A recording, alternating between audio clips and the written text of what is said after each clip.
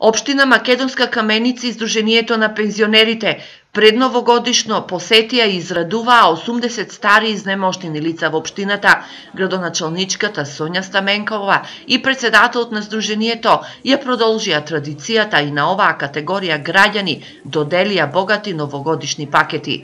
Ја користам оваа прилика да ги поздравам сите пензионери, а посебно должна почит кон оние кои што се изнемоштени со желба на новата година да ја пречекаат во подобро здравје. Со ова сакаме да ја ставиме до знање на пензионерите дека не се заборавени, не се оставени само на себе, да ги посетиме, да поразговараме, да ги охрабриме, бидејќи стварно